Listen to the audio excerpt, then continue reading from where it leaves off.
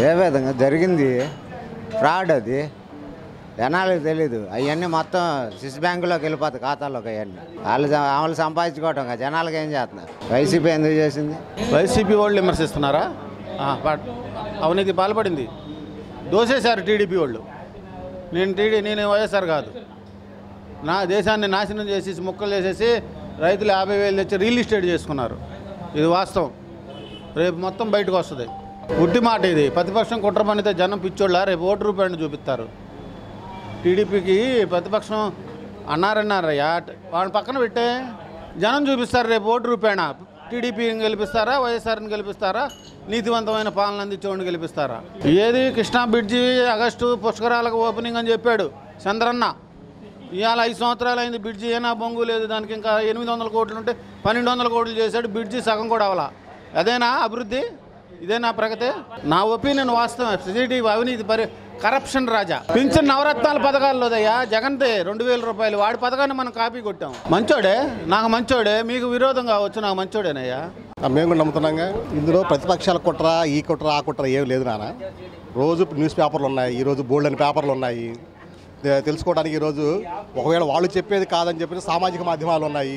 ఈ సామాజిక మాధ్యమాల్లో వస్తుంది, ఎలక్ట్రానిక్ మీడియాలో వస్తుంది, ప్రింట్ మీడియాలో. ఇన్ని జరిగించిన తర్వాత ప్రజలకు నిజాలు అన్నీ తెలుసు. ప్రజలు తెలియని వాళ్ళు పిచ్చోళ్ళు ఎవరు లేరు. కాకపోతే ఈరోజు ఆపర్చునిటీ కోసం ఎదురు చూస్తున్నారు ప్రజలు. అంతేగాని ఖాళీగా ఉండి లేకపోతే వాళ్ళు చెప్పింది నమ్మి వీళ్ళు చెప్పింది నమ్మటానికో ప్రజలేం పిచ్చోళ్ళలాగా లేరు. అందరూ ఎడ్యుకేటెడ్సే. ఈరోజు 90% ఈ సిటీలో ఉన్న ప్రతి ఒక్కళ్ళు ఎడ్యుకేటెడే. ఎవరు ఎడ్యుకేట్ లేకుండా ఉన్నారు? అందరూ చదువుకుంటున్నారుగా, చదివేవాడికి జ్ఞానం ఉందిగా. సామాజిక మాధ్యమాలు విపరీతంగా వస్తున్నాయి. ఏది నిజం ఏది అబద్ధం అనేది తెలుసుకోగల జ్ఞానం ప్రజలకు ఉంది. ప్రజలు చూస్తారు రేపు. ఈరోజు కొత్తగా దాని గురించి చెప్పడానికి మనం అంతే కదా. దాని విషయం పెద్ద ఇదేం కాదు. ప్రజలకు అన్ని విషయాలు తెలుసు. దీనిలో ఎలాంటి మొహమాటం లేదు. ఓటు అనేది ఆయుధం ఉంది. వాళ్ళకి ఏం చేయాలో తెలుసు. ఏం చేసుకుంటారో వాళ్ళ ఇష్టం. ఇంకా అది ప్రజలకి అందరికీ అర్థమైంది.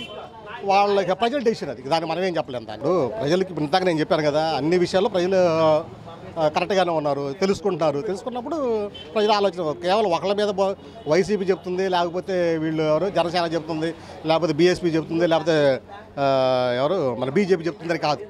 ఎవరు చెప్తున్నారు అనేది దాంట్లో వస్తుంది. అందరూ ఇదే ఆరోపణలు చెప్తున్నారు. సరే నిజంగా తెలుస్తుంది ప్రజలకి. దీనికి చెప్పాలి అంటే మీరు దీన్ని ప్రతిదాన్ని వైసీపీ అని చెప్పొద్దు. సరే కొంతమందికి పెన్షన్లు ఇస్తున్నామన్నారు, అయ్యన్నీ అన్నారు. ఎక్కడ జరుగుతుంది? అమలు జరగట్లా. ఇప్పుడు నిన్న ప్రైవేటు హాస్పిటల్స్ వాళ్ళంతా ఉన్నారు. వాళ్ళందరూ ఎంత మొత్తుకుంటున్నారు, ఆరోగ్యశ్రీ కార్డులు మాకు ఇంతవరకు డబ్బులు రిలీజ్ చేయట్లేదు, ఇన్ని వేల కోట్లు రావాలి అని చెప్పి. మరి దాని పరిస్థితి ఏంటి? అంతే కదా. సో దీన్ని బట్టి మీరు బేస్ చేసుకోండి. అంతేగాని ప్రతిపక్ష పార్టీ అడిగిందా, వీళ్ళ మీద కుట్ర వచ్చిందా, వాళ్ళ మీద కుట్ర వచ్చిందని కాదుగా. ఇప్పుడు ప్రభుత్వం చెప్పే పేపర్లోనే, ప్రభుత్వానికి అనుకూలమైన పేపర్లోనే వచ్చింది అవి కూడా. సో దాన్ని మనం కాదనలేం కదా అప్పుడు. సో ఇది ఆలోచన విధానం ప్రజలది. పక్కాగా జరిగింది అన్ని విధాలుగా. ఏం చేశారు? ఉన్నోళ్ళకే చేస్తున్నారు తప్పించి లేని వాళ్ళకి ఏం చేసింది ఏం లేదు. ఏం బాగాలేదండి. అంత కుట్ర, హత్య రాజకీయాలు ఏంటి, పబ్లిక్ని ప్రలోభ పెట్టడం తప్ప ఏమీ జరిగింది ఏం లేదు. ఏదో డ్వాక్రా మహిళలకు అని చెప్పేసి చెక్కులు ఇచ్చారు. అవి కూడా వాళ్ళు ఆశాజనకంగానే ఉంది లేడీస్తో కూడా. టోటల్గా అయితే జరిగింది ఏమి లేదు. రుణమాఫీ అన్నారు, ఏమీ జరిగిందిగా, జరగబట్టేగా. ఈ ప్రాజెక్టులు అయితేనే మిగతా అవన్నీ అవినీతే కదా. అంతా మంచి పరిపాలన నుంచి అందించేవాళ్ళు ఎవరైనా పర్లా. ఫలాలు అందరికీ అందాలి కాబట్టి బిలో పవర్టీ నుంచి అందరికీ. అప్పుడంటే రాజశేఖర రెడ్డి గారు వీళ్ళందరూ ఈ ఆరోగ్యశ్రీ అని, 108 అని, ఫీజు రియంబర్స్మెంటు, రైతు రుణమాఫీ, డ్వాక్రాస్ ఇవన్నీ జరిగినాయి కాబట్టి జగన్ వస్తే బాగుంటుందని అనుకుంటాం. ఇవే సేమ్ అప్పుడున్న రాజశేఖర రెడ్డి గారు ఉన్నాయి కంటిన్యూ అవుతాయి. నవరత్నాలు అనేది కొత్తగా ఎక్కడ ఏం అమలు జరగలేదండి. ఉన్న పేరు పెట్టారు తప్ప అమలు జరిగిన దాఖలాలు ఎక్కడ కొద్ది వరకు. 5 ఏళ్ల పరిపాలన ఏం చేశాడు చెప్పండి నాకు. పలానా చేశాడు. 2007 నుంచి తిరుగుతున్నా ఇంటి కోసం. ఈరోజు 2019. ఇంత మట్టికి గతి అతి లేదు. 1950 ఓటుకి ఫోన్ చేయమని ఇచ్చారు. అసలు ఆ నెంబరే పనిచేయదు. మున్సిపల్ ఆఫీస్కి వెళ్తే అక్కడ వినాయకుడి గుడి దగ్గర నీరు పారుతుంది. ఆ నీటిలో కాగితాలు ఇసిరేస్తున్నారు. ఇంకేం చేస్తున్నారు అక్కడ? ఓటు కోసం కుక్కలాగా ఆడోళ్ళు ఎండనక, వాననక, చలనక, ఆటోలు దొరక్క రోడ్ల మీద ఎండలో నడిచి తిరుగుతున్నారు. ఆటోలకు డబ్బులు లేక అక్కడికి వెళ్ళి ఏడుస్తూ తిరిగి వస్తున్నారు.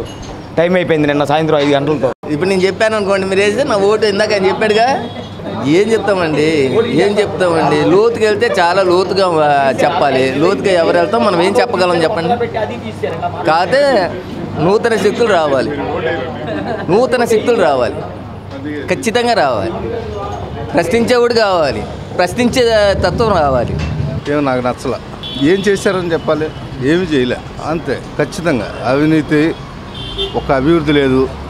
అభివృద్ధి వల్ల ఏంటంటే 2014లో రాష్ట్ర విభజన తర్వాత 90,000 కోట్ల అప్పు ఉంటే ఆంధ్రప్రదేశ్కి ఇవాళ 2,59,000 కోట్ల అప్పు ఉంది. అదే అభివృద్ధి.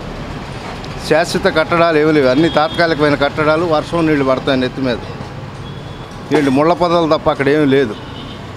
కాబట్టి అభివృద్ధి శూన్యం. అవినీతి అసలు ప్రధానంగా ఈ డబ్బు అంతా పోయింది అక్కడికే. వాళ్ళ కొంతమంది పారిశ్రామికవేత్తలకి, ఈ రాజకీయ నాయకులకే తప్ప మొత్తం జరిగిందే అవినీతి. అభివృద్ధి అనేది లేదు. 5 ఏళ్ల క్రితం చెప్పారు నిరుద్యోగ వృత్తి అని, 2 నెలల క్రితం ఇస్తానంటే ఎట్టగయ్యా?